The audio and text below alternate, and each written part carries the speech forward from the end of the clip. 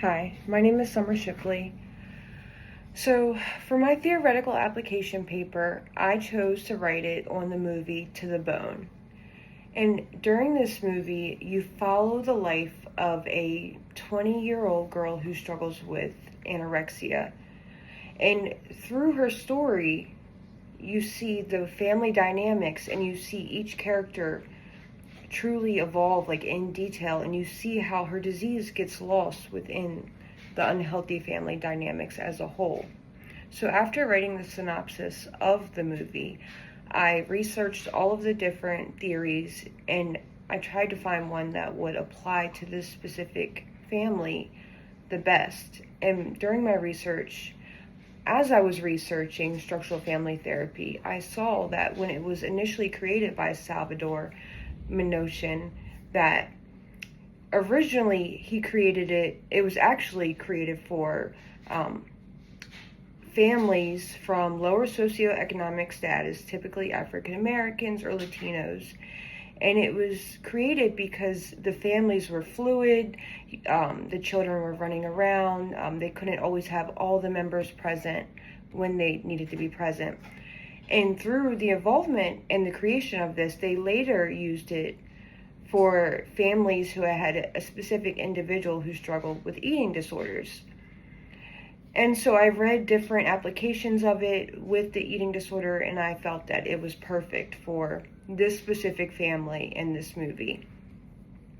So as I said, it was created by Salvador Minuchin, and this approach focuses specifically on the family structure, the boundaries, and the hierarchies that shape the individual symptoms. So instead of treating Ellen as the problem, SFT, it looks at how her eating disorder is maintained within the family's interactional patterns. So it's showing how her eating disorder is maintained through the continuing of the way the family is acting.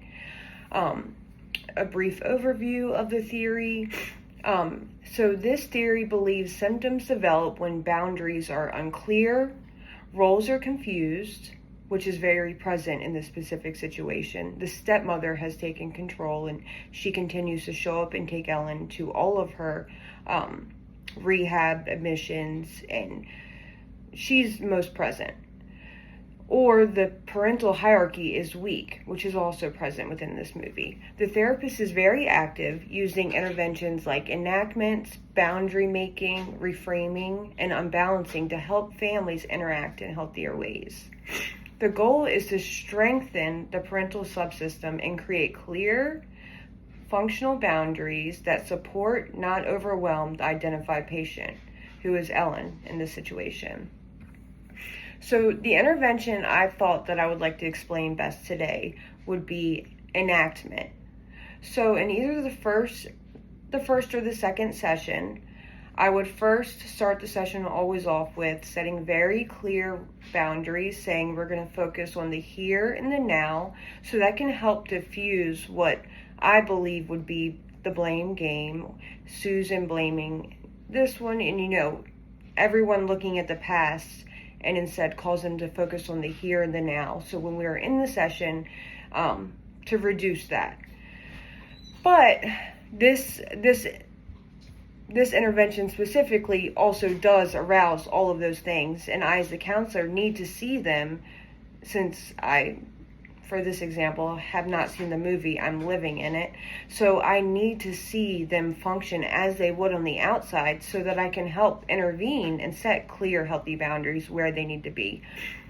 So for enactment, I would start it off by the session by saying, all right, I would want to focus on, because the start of the movie, I remember it was when Ellen first left treatment. So that's something that I know would happen, is common, and I know would bring about the conversation that I needed to see the dysfunction. So I would start it off by asking them as a whole, let's reenact what happened when Ellen left treatment AMA. I want each of you to respond in here the way you did at home. So this reenactment brings the raw family structure to the surface for the counselor to intervene and see. So in this AMA situation, what I would expect to see is Susan, the stepmother, panicking and blaming Judy, the biological mother. If you had been stable, she wouldn't have left again. I'm always the one that's having to step up and take care of all of this. Then Judy, the biological mother, I would see her collapsing emotionally and internalizing all the guilt, living in, self-pity. It's my fault. If I would have been a better mother. And then Kelly, the younger sister, she's the half-sister through the stepmom, trying to protect Ellen while also managing everyone else's emotions, trying to calm them down. And then Olive, who is Ellen's biological mother's new wife or her partner, I would see Olive immediately attempting to soothe Judy. It would be all about Judy and soothing Judy, becoming enmeshed. So then the father, who I would expect to honestly be absent in the first session and not present until the second session, which also dictates his role in what he plays.